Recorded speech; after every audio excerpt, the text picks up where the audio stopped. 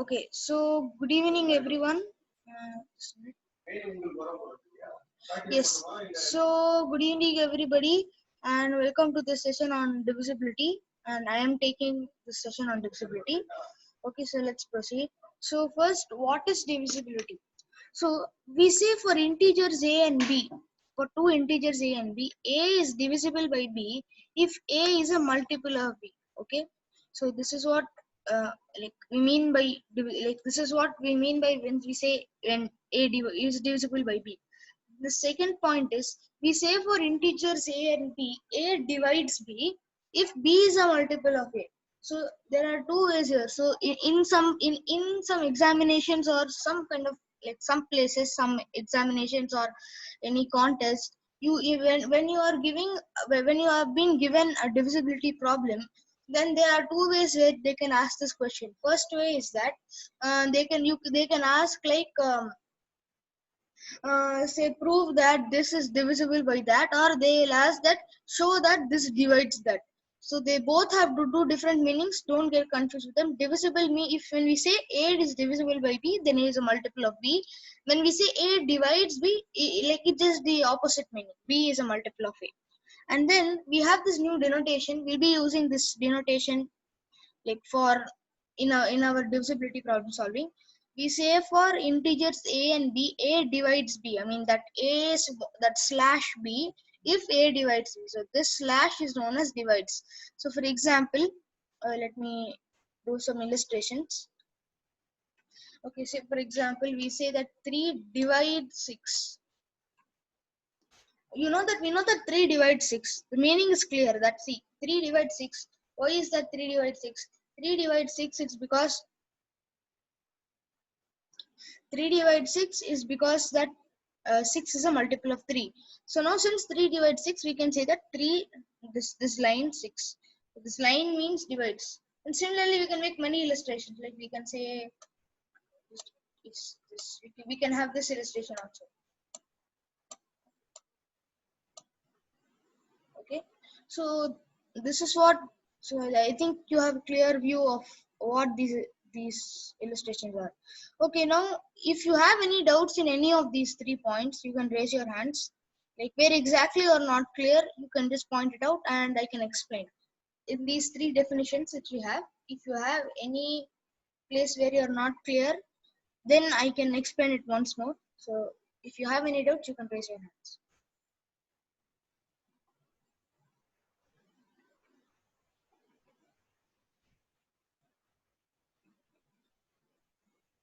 Okay, so I think no one have doubts. That's what I think. Now I'm moving forward. Okay. Now we are going to basic principles of divisibility. So there are a few principles in divisibility. So we'll have a look at all of them. There are 6 principles, basic principles. Uh, Actually, you can frame as many as principles you want. Like you can frame many, they can be 100 or 200 when you're going deeper and deeper into the topic of in the principles of divisibility.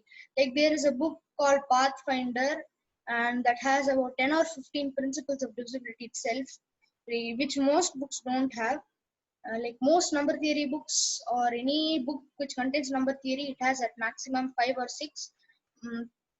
But this book called Pathfinder, you can refer it, that has about 10 or 15 principles of divisibility. Okay, anyway, um, for for the space purpose I have put only 6, because if I put 10 it will be very complicated, so I have put 6.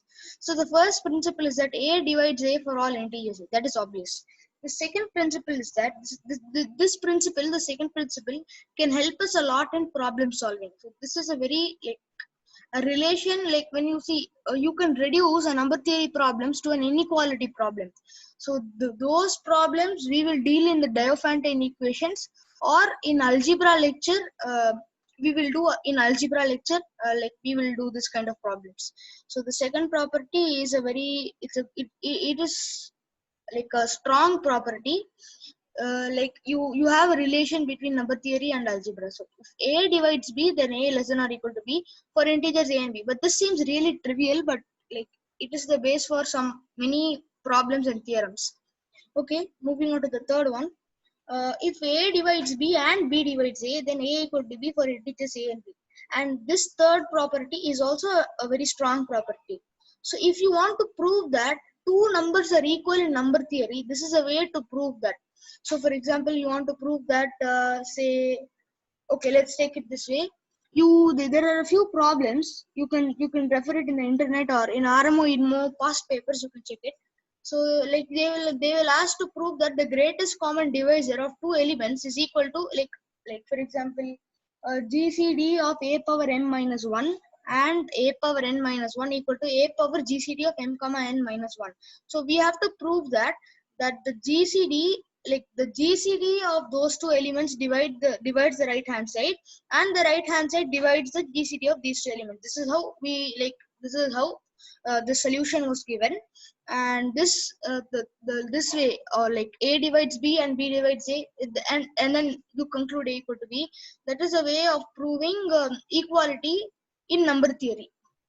Not in, if it is not integers, or not, if it's something not related to integers, then this way will not work. Okay, so moving on. If A divides B and B divides C, then A divides C. This is also a well-known property.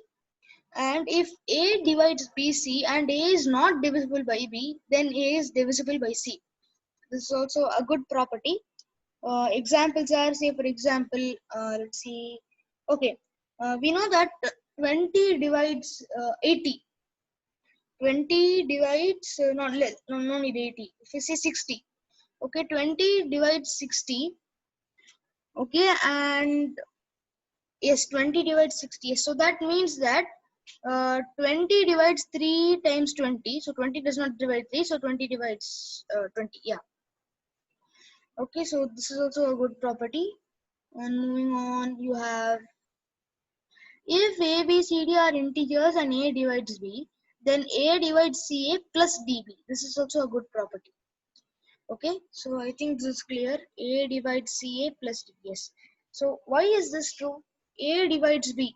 Okay, now you have A divides B. So see, you can see that A can divide CA. Obviously, A divides CA because A will divide A times any number, any integer. So A divides CA, and also A divides DB. Why is that? Because A divides B, then A will divide B times any integer. So that integer currently is D. So it means that A divides CA and A divides DB. So adding up. So see, you have, for example, let me take that. See, you have 3 divides 6. Okay, and you have 3 divides 9. So it directly means that 3 divides 15, right? So similarly, we are using the same property over here, but in a different way. Okay, A divides A divides B, so A will divide the sum of this. I hope you are clear with these 6 properties. So now I'll move on to the problems. Okay, first problem is a very nice problem. You have to prove that square root of 2 is irrational. Okay.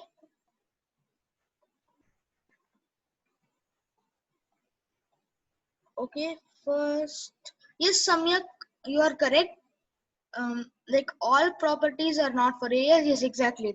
Thanks for pointing that out.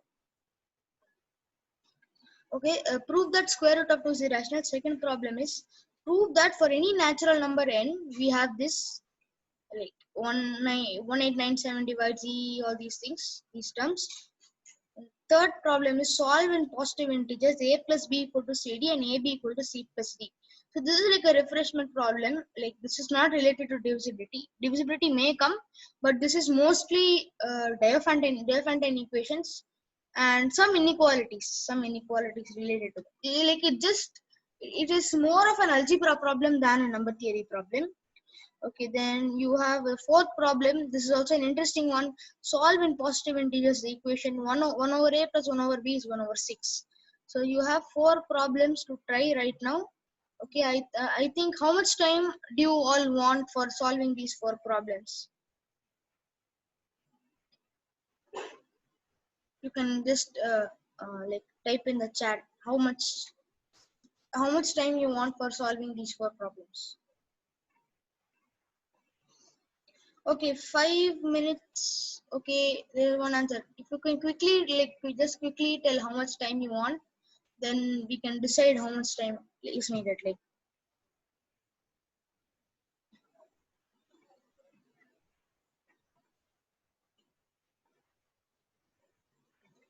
okay, so 5 to 10, 5 minutes, 5 to 10 minutes. Okay, I will give about 8 minutes. Like, I'm taking the average and for 5 and 10, so it's about hard like roughly 8 minutes. So you can try for 8 minutes, and we'll see how you're getting, like how many of you are getting the answers. Okay, so I'll mute my mic for 8 minutes, like until, yeah, for 8 minutes I'll be muting my mic, and you can solve these problems.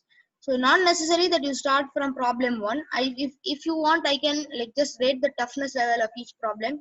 So like the first easiest problem is going to be problem number 3, uh, according to me, and the second easiest problem is going to be problem number 1, and the third easiest problem is going to be problem number 4, and the last, like, the toughest problem in this list is going to be problem number 2. As you can see, like, you have all these things, and also, yes, no, nothing.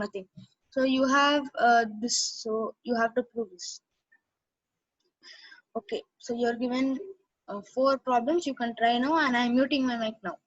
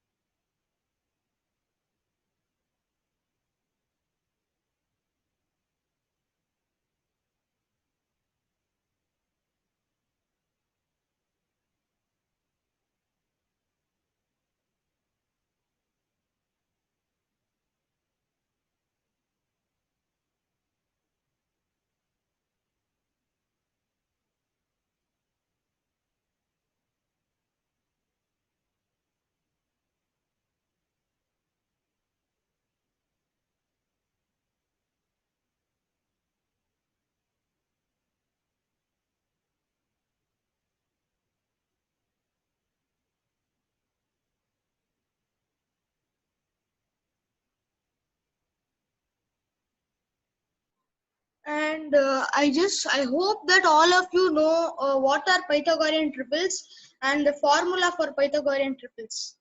um, I have given a hint for problem number 1. Okay, it's a hint for problem number 1. The hint is Pythagorean triples. I hope that you know the formula for Pythagorean triples. If not, I'll write it down right now. So like so let me first define a Pythagorean triple. So uh, yes. So what are Pythagorean triples? So Pythagorean triple, I hope you know all know what a triple is. A triple is a set of 3 reals A, B, and C. Any 3 numbers, not necessarily reals. Any 3 numbers A, B, C. Okay. Some may call Pythagorean triples triplets, but both have the same meaning.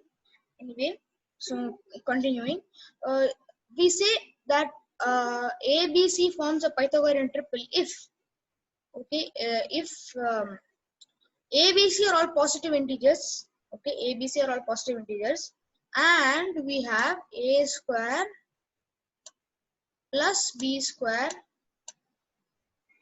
okay, is equal to C square. So this is what a Pythagorean triple is. ABC form Pythagorean triple if this particular equation is found, and the formula for finding all such ABC is given by this. Okay, m square minus n square. Okay, So m square minus n square. So I hope you know what are the legs of a right angle triangle. So the legs of a right angle triangle are the two 90-degree, like the two, like a standing line and a sleeping line. Those two, or the two lines that subtend the 90-degree angle.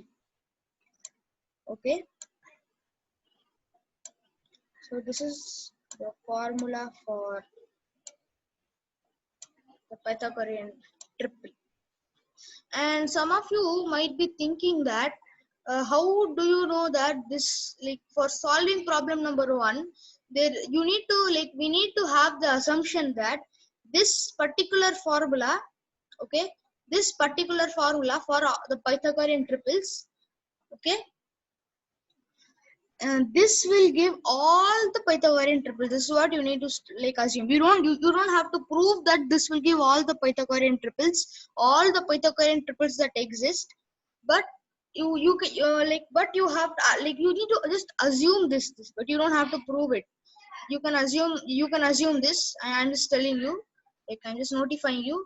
And if you want to know the proof of why this formula gives all the Pythagorean triples, see, if you can have a look at this, you know that this square, like you can see this term square plus this term square is equal to this term square. If you can see, it is easy to find out that this is true. But just because this is true, it doesn't mean that it will give all the Pythagorean triples. We don't know whether it will give or not. It may give, it may not give. So let me have the formula here so that like you can have it and you can see this. Okay. So and if then the proof of this, of why this gives all the solutions to the Pythagorean triple is that it uses some amount of ring theory, group theory, all those complex concepts, which I don't know. I am not that good at it. So you can just assume that this particular formula will give all the Pythagorean triples. Okay, I hope you have no doubts. If you have doubts in this, what I have just told right now, or any doubts in these 4 questions, you can raise your hand.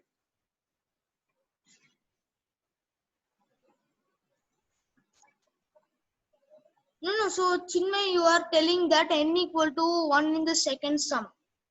That is not correct. N, see, we have to prove that this works for all n.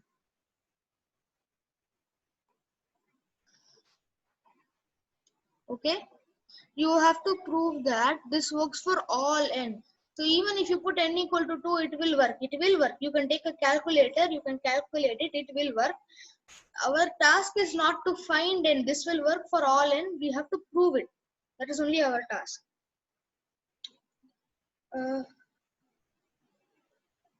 So Archit, the value of E is given by this 2903 power n minus, so you have 2903 power n minus 803 power n minus 464 power n plus 261 power n. So E is just a constant, like it's a varying constant, like it's a constant only.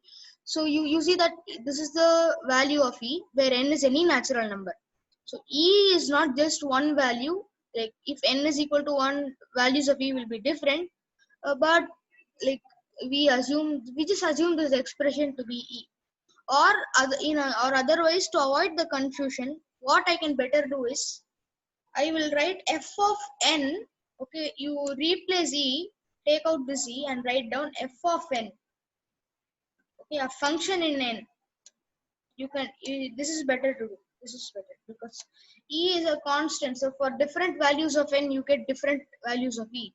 So you can take out this E and you can write f of n is equal to this. I think that's clear now. So okay. Yes, and also I want to tell, I want to give a hint for second problem. This problem looks a little complex, so let me give a small hint. So what we are about to do is, Samyak has given the hint. The first step for, solving this problem is, you need to be aware of the formula A minus B okay, divides a power n minus b power n. This is the formula that you should be knowing. Like this formula you should be knowing and you should use this here. So how to use it, you should think of how to rearrange these terms because all of them have power n. So you should think of how to use this, like how to rearrange, use this formula. First rearrange the terms in some manner and use this formula. So it will not, you will not get a direct answer. It will take some amount of steps and then you will get the answer. So I think I have given hints for 2 problems. For the third problem, I think no hint is required because it's the easiest of them all. And for the fourth problem, let me give a small hint. Let me see if I can give a hint. So the hint is that we need to use a bit of factorization here. Okay, see, you are given 1 by a plus 1 by b equal to 1 by 6. We cannot do anything on the right hand side, obviously. So you try to do the some kind of a simplification on the left hand side.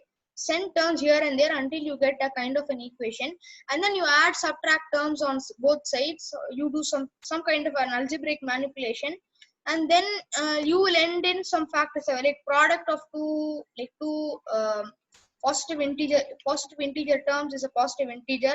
Then you just see in how many ways it can be decomposed and you can get the answer. Okay, question number 3.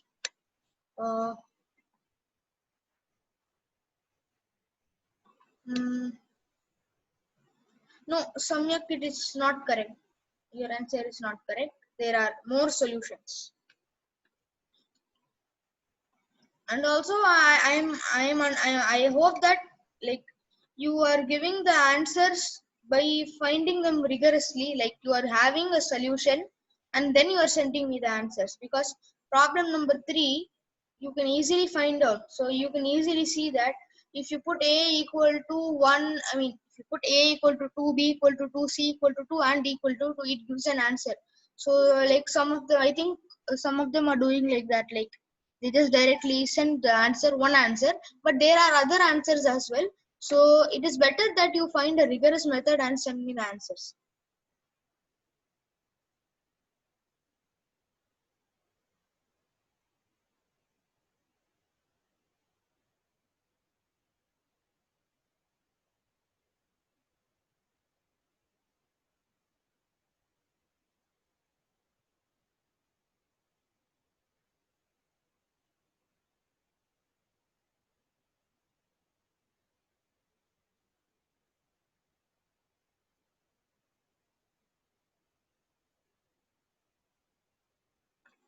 Okay, I think I should start solving now. I think so, because I think I've given enough time. Okay, let me take this pen again. Yes. So problem number 1. So how to solve this problem? Does anybody have any idea in how I can solve this problem? Any idea?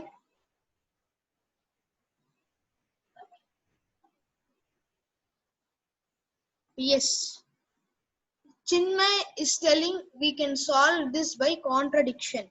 So first, what is contradiction? So when you are giving, you are to prove a statement. Okay, contradiction is not used for finding values. Contradiction is a method, okay, of proving a statement. It's not for finding any values. Yes, correct. Samyak is correct. So what you do is, what contradiction actually does is, so you are giving a statement, okay, a statement, you want to imply that this is true, but what we do is, usually in contradiction, you assume the opposite of the statement and you go exploring through logical steps, okay.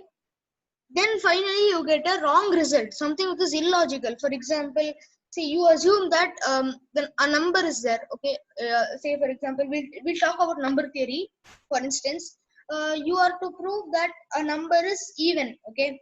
You suddenly go, then you suddenly, what happens is that you want to prove that this number is even. So what you do is, by contradiction, let's assume the contrary, that the number is odd. If the number is odd, what will happen? Because there are only two possibilities. One possibility is that either the statement is true or the contrary is true. If the contrary is false, it directly implies that the statement is true. So this is a big advantage that mathematicians use. There are only two possibilities. Either the statement itself is true or its contrary is true. Okay, so say for example, like just I told, you want to prove that a number is even. So then what you do, it's contrary, you go to its contrary. So a number can be either even or odd. So you want to prove that that number is even. So what you do is you say, okay, but like we'll assume it's contrary, that this number is odd. So if this number, we assume that this number is odd, then what you do is you go exploring, and you just keep exploring in the sense, like you just make some logical arguments and you explore the steps. Then in the end you will find that that number over 2 should be an integer. Now that you just assume that the number is odd, and an odd number by 2 cannot be an integer, hence the contrary is false. Since the contrary is false, it implies that the original statement is true. So that is the method we'll be using in solving the first problem. Okay, we will assume that. So we are given that a number, we are talking about real numbers now. So a number, a real number, when I say a number, it is going to be a real number only. A number is either rational or irrational. So okay, we are to prove that root 2 is irrational. Now let's assume the contrary. Okay, that root 2 is rational. What will happen if root 2 is rational? So it means that there exists integer m and n such that root 2 is equal to m over n. Like, this is what I mean by exploring. So if root 2 is not irrational, then it has to be rational. So and if root 2 is irrational, then there must exist integer m and n such that root 2 is equal to m over n. To be brief, positive integers, because root 2 is not negative. So it means that squaring on both sides, what do you get? 2 equal to m square over n square, right? Right? Yeah, I think it's clear now. Okay, 2 equal to m square or n square. Now what I do, I send this n square there. So I'm just again exploring more. Now I can split 2n square as n square plus n square. Right? N square plus n square. So now you can see that m square equal to n square plus n square. So what does this mean?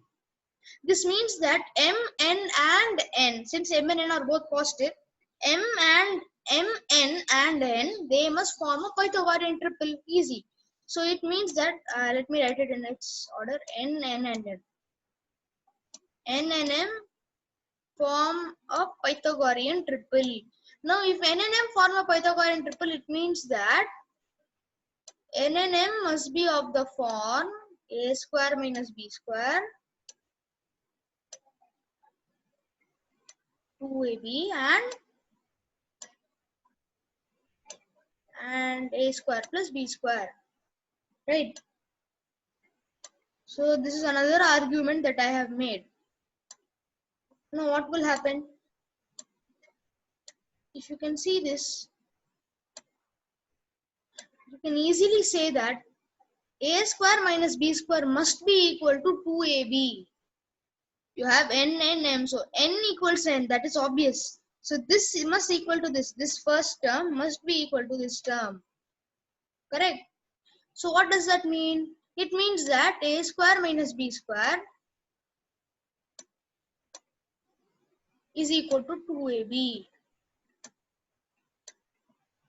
Okay, now we have got a nice, where positive integers. Okay, you have to be careful about that. A and b are two positive integers, not even integers. Okay. Now we have got a nice number theory problem. So you see how a problem which is not related to like integers, because proving that root 2 is irrational, it is not a problem related to integers. How we just brought it to an equation. So this kind of an equation, like a Diophantine equation, this kind of an equation is called a Diophantine equation. Now if this a square minus b square is equal to 2ab, now what can you see? See, you can see that this term contains a multiple of b. This term is a multiple of b. See, 2ab is a multiple of b. B is minus b square is a multiple of b. Now, multiple of b, see, so it directly means that a square also must be a multiple of b, right? If you can closely see, or let me write it like this. So you can see that a square is equal to b times 2a plus b, right? Now, since a square equal to b times 2a plus b, it directly means that a square is a multiple of b. So it means that b divides a square, correct? Similarly, we can find that a divides b square. I want you to find this out. A divides b square. Okay. Also, I want to tell one thing. M and N are relatively prime. They are co-prime numbers. Okay. So M and N are two co-prime numbers. So since M and N are two co-prime numbers, A and B also must be co-prime numbers. I leave that to you. Like how you, like I want you to find why A and B are co-primes. You can try it out. Sorry, just a minute. I want you to find out why like A and B are co-prime if M and N are co-prime. So you need to be clear that M and N are co-prime, because if M and N are not co-prime, then it will get reduced. So if it gets reduced, then again it will keep reducing, right? So I am assuming that M and N are co-prime. So M by N is an irreducible fraction. Okay. So now you know that. Just a minute, this pen is moving around here and there. Yes. So now you know that B divides A square and A divides B square. Now since A and B are two co-primes, if A and B are two co-primes, it means that A and B don't share any common factor. So it means that, see, you have A divides B square now, and also B divides A square. Okay.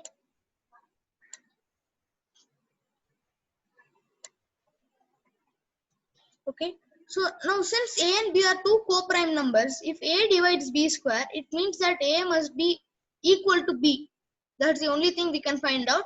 And again, since A and B are two co-primes, A must be equal to B must be equal to 1. A equal to B equal to 1. How is that? Since A and B are co-primes, you can directly find A is equal to 1, because two co-prime numbers such that like one divides the square of the other. The only possibility is that this is 1. So now you know that A is 1. And again, you will again similarly using the same, since these two are symmetric, you can use the same argument and you can find B is equal to 1. You have A equal to 1 and B equal to 1. So it means that when you put A equal to 1, so when you put A equal to B equal to 1, what do you get here? You have here A square minus B square is 0. You have 0, 2, 2. That is one possibility. Another thing which you can do is you can have no, that's not possible. So this is the only possibility. So we have 0, 2 and 2. So this is the Pythagorean triple that we got. Okay. Sorry, no, just a minute. 0, this 1 minute. No, it is supposed to be 0, 0, 0. Yeah.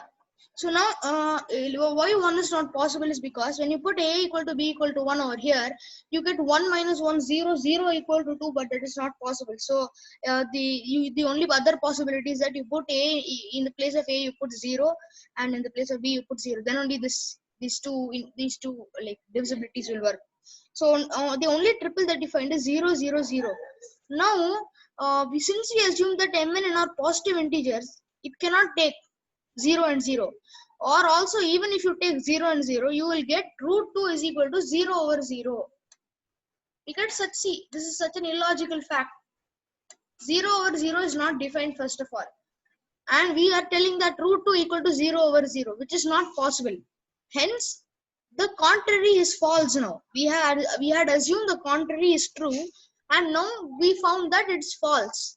By going with these are explorations, these are logical explorations. What I've scribbled here are logical explorations, and finally in the end the steps are correct. If our steps are correct, then if our steps are logically correct, then we lead to a wrong answer, then the contrary is false. Okay. if our steps are logically correct and we read to a wrong answer, then what we have assumed that is false. So that is what we did here.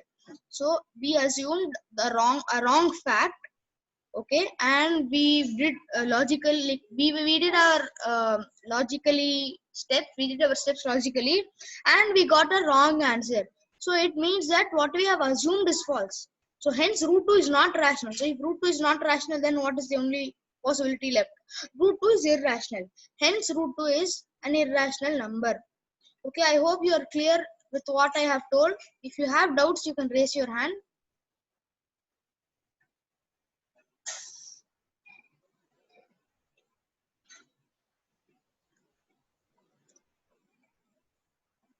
Okay, so Archit, you have a doubt?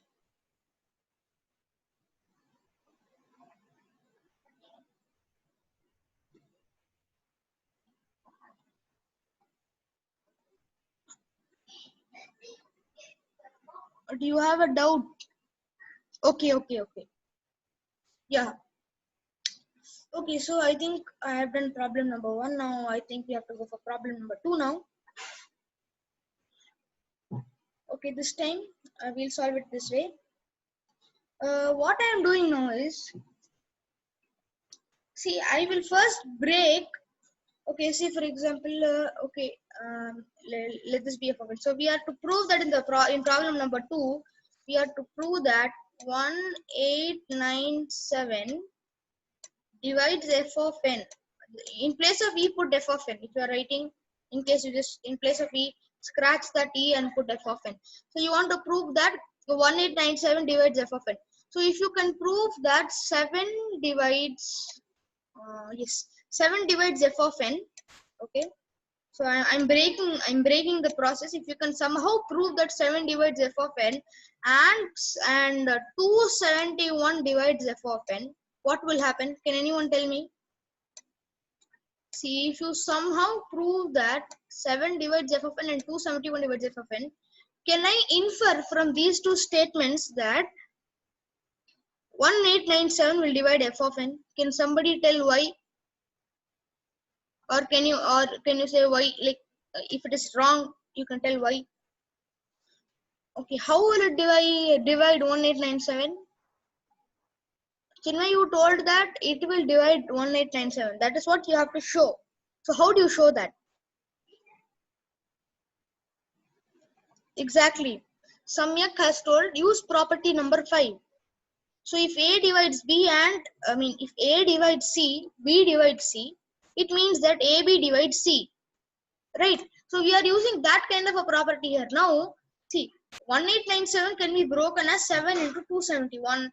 Now, if I can somehow prove that 7 divides f of n and 271 divides f of n, both are happening simultaneously, then I can infer from these two statements that 1897 will divide f of n. So this is the main aim of how we are going to prove it.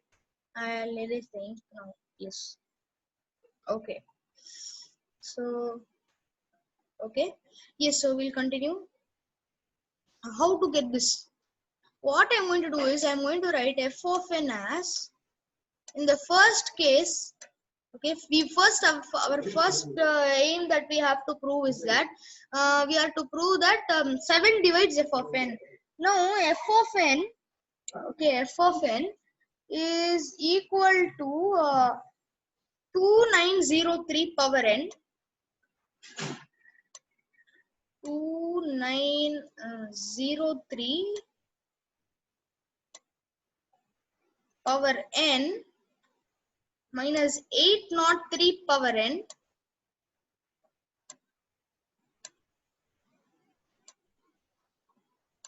minus, okay, 464 power n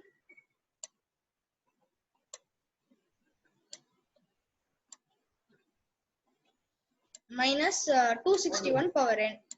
Okay. Sorry if my handwriting is bad because I'm not good at this. I'm not good at scribbling on this and it. Okay, so 261 461 total. Okay, I hope you can see what I have written. Okay, now this is nothing but, so I can write this, no, this, see, we can say that 2903 minus 803 divides this term. So I can write this as 2903, okay, minus 803 3 times some integer m, some very large integer m, okay, minus this, I can write it as 464. I think you know this formula, right? A power n minus b power n equal to a minus b times some values. 261 times some another integer n. Now you can easily see that this is equal to 2100, right? This is 2100, and this is equal to 203. Okay, so it is nothing but 2100m minus 203n. Now 2100 divides, I mean, is divisible by 7, and 203 is divisible by 7. So if you take 7 out, so this will be nothing but 7 times some other integer a. Okay, I hope you are clear with the first part. Our first part is to prove that 7 divides f of n. So now we have proved that 7 divides f of n. So does anybody have any doubts? I can explain once more because this is quite complex. So what I have done is I have taken 2903 minus 803 out of this, because this, you know, I hope you know the formula. A power n minus b power n equal to a minus b times some term. So I am using that formula here. I am writing as 2100 times m. I don't want to write those values. I'm just in place of those values, I'm putting this m. And here in play, I am writing this as 464 minus 261, which is 203, times some other number and some other integer n. So then I am, see, both are divisible by 7. So so this for 2100 m is divisible by 7. 203n is also divisible by 7. So you subtract them, that result will also obviously be divisible by 7. So f of n. So we have proved that this first part we have proved. Okay, I want to leave the second part to you. The second part will contain a different rearrangement. We'll see if you are getting the different rearrangement, and if you get the answer for problem number 2, you can post it in the group. Now that you know the one rearrangement, okay, we'll see who is doing the other rearrangement, because the time is already, I think, 4:50. So I think we can move on to problem 3 and problem 4. Okay, problem 3. Question number 4, A, B. Okay, Samyak has given some answers. 742, 824. Yes, correct. I think those answers are correct. We'll see. Samyak, we'll see if your answers are correct, because I myself don't know. Like I know how to solve this, like, but I don't know the answers of this right now. So I can rewrite this as, how can I rewrite this? Okay, I will write an expression, and you should tell me how I'm able to get this expression. Can someone tell how I got this? It's best to unmute and speak. If you can text it, but it's best to unmute and speak.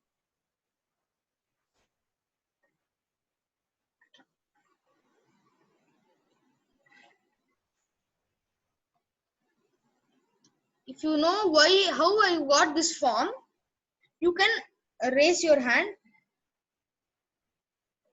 or you can just type in the chat box.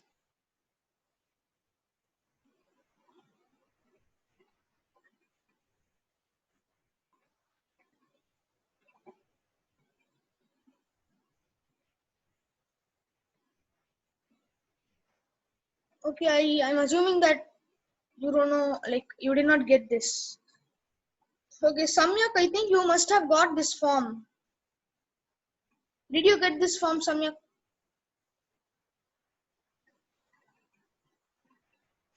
Okay, I'll continue. So now this you have this term. So you have this. Okay.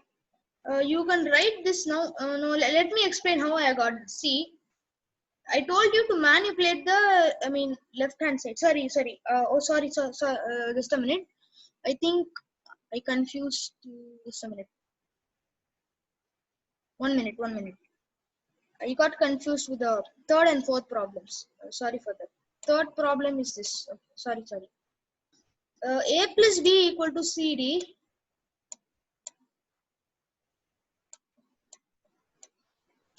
Okay. And you have C plus D is equal to AB. Okay. First, no, how to start this problem is we have to assume some things. First thing that we'll do is first we will take two cases. First case is that A, B, C, D are all greater than 1. None of them are 1. They are all bigger than 1. A, B, C, D is big are all greater than 1. This is what I mean when I put commas. Okay. A, B, C, D are all greater than 1. Now, and also I am assuming that A is less than or equal to B, and these are two separate inequalities. And C is less than or equal to D. Okay, I am assuming these two. Now you have A plus B is equal to CD.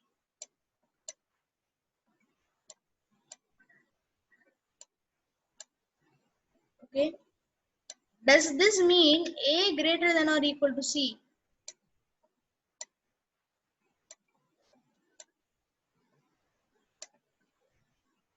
Okay, it does mean. I want you to tell me why it does mean this. It does mean that A greater than or equal to C. I want you to tell me why A is greater than or equal to C. This is true because see, sum of two numbers is equal to product of two integers. I'm talking about positive integers. A and B are two positive integers. Okay, so Chinmay, I think you can leave the meeting and rejoin again. Then I think you will be able to hear me. We are talking about positive integers right now. Sum of two numbers is equal to product of these two numbers. So what can we tell about that?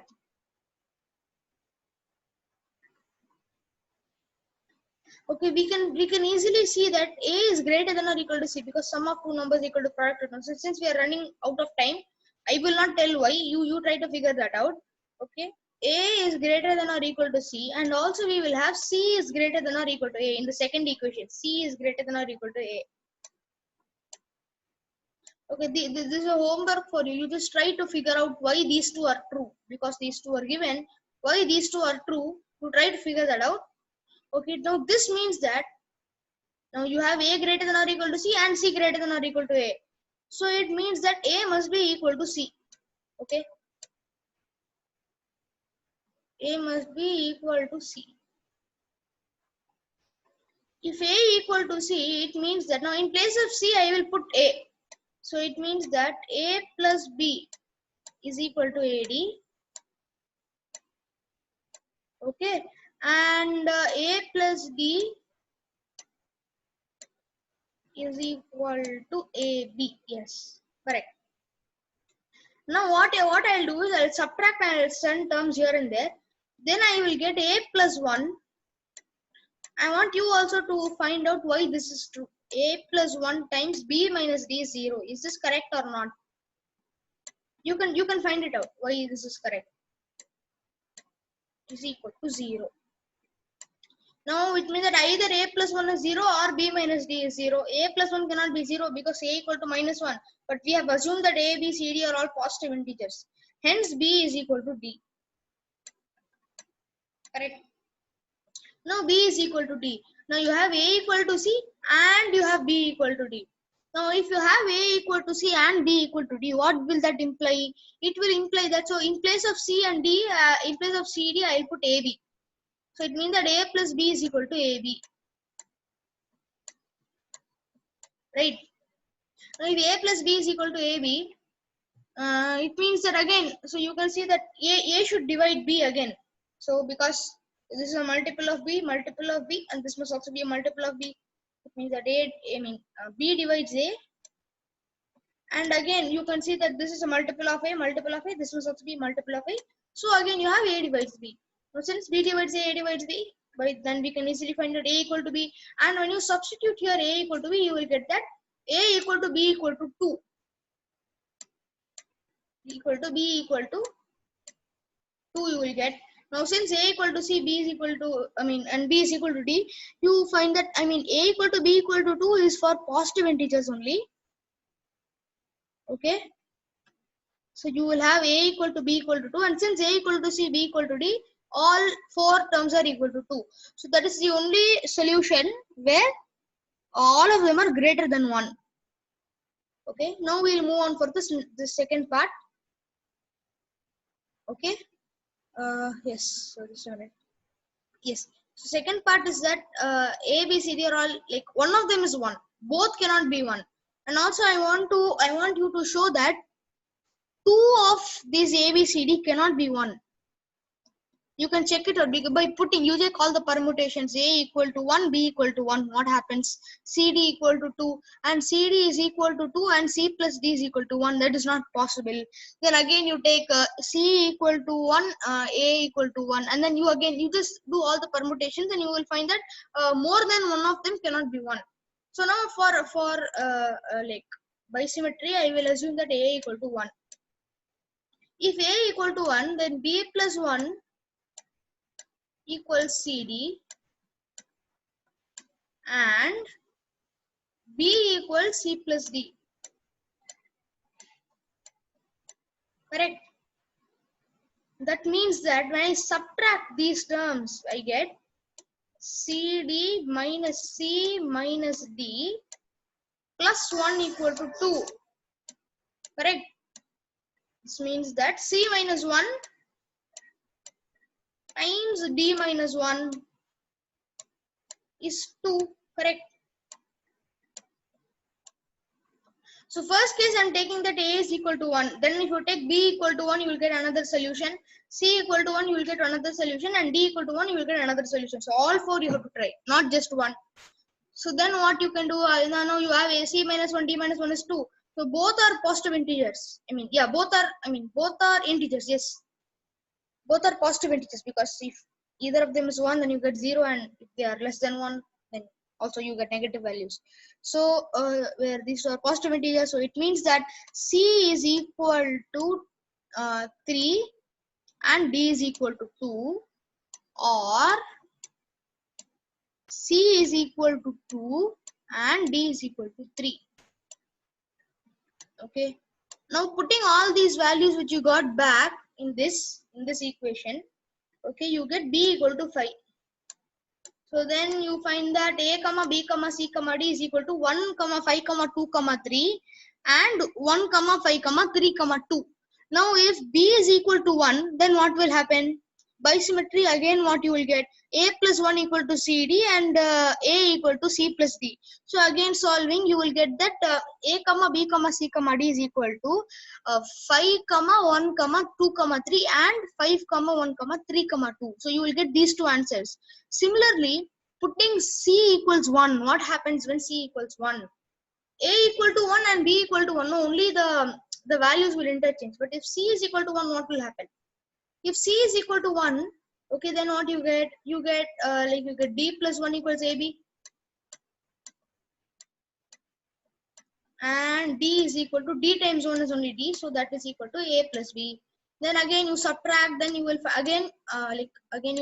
you will receive that A minus 1 times B minus 1 is nothing but 2. Okay. Then again you do the same manipulation. You will get A equal to 2, B equal to 3, or A equal to 3, B is equal to 2. And then you just again you get A, B, C, D will be 2, 3 and 1, 5, or 3, 2, 1, 5. So like that you will get the permutations. So the answer will be 2, 2, 2, 2 and 1, 5, 2, 3, 5, 1, 2, 3, then 5, 1, 2, 3, 2, 3, 1, 5, 3, 2, 1, 5. So this will be the set of solutions. Okay, so I think you are clear with this. So fourth problem, I wish to give it as homework. I will just give you a hint, and you can go with that. So for the fourth problem, you try to get a form which is like this. Okay, you have to show that you will get a form which is equivalent to a minus 6 times b minus 6 is equal to 36. You try to show this. Okay, then easily you can find out. I think you know how you will find out after this step. So it's simple. So all that you have to do is you have to see all positive integers decomposition of 36. So what are the possible decompositions? 136, then you have 36 1 9 4 6 6. So then finally you will get some solutions. I think it will be 9 solutions. I think so. Yes, exactly. Then yes. AB, yes. AB by A plus B is equal to 6. So you use 6 by A plus 6 by B. Yeah, that's also a nice way. But it is better that you use this way. Okay, so this is a hint for the fourth problem, and you can try the fourth problem since we are running out of time. And I have a small quiz which you can again take down and try. Okay, so first problem you can just take it down. Find the least 4-digit prime of the form 6k minus 1 that divides 8 power 1010 times 11 power 2020 plus 1. Okay, first problem. Second quiz problem is the equation x square plus px plus q has rational roots where p and q are integers. Prove that those roots are also integers. So this is also very good problem. Problem number 2. Third problem is let m greater than n greater than or equal to 0. Prove that 2 power 2 power n plus 1 divides 2 power 2 power n minus 1. Okay. Third problem is prove that there exists a sequence consisting of 20 consecutive positive integers such that there is exactly one prime among them. And also I want to make a small change here. Just a minute. This is not m, this is n, and here this is going to be m. Okay, you can take it down this way. Okay, so the fourth problem is a very nice problem. It's a neat problem, and the toughest among these four problems is problem number 3. Then the next toughest is problem number 2. Then it comes down to problem number 4. Then the easiest of the lot is problem number 1. Okay. Okay. So I think you have taken down this, and I hope yes, Samyak, I can wait.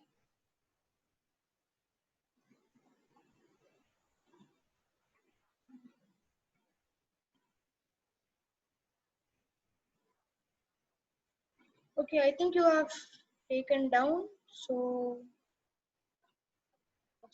we are yes. Okay, so I think you have taken down, and I hope you have enjoyed this class. And yes, so thank you for coming.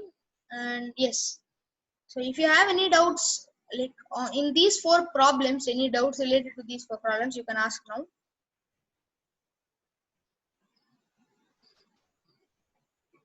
Okay, I assume that you have no doubts. Okay, so I'll stop recording now.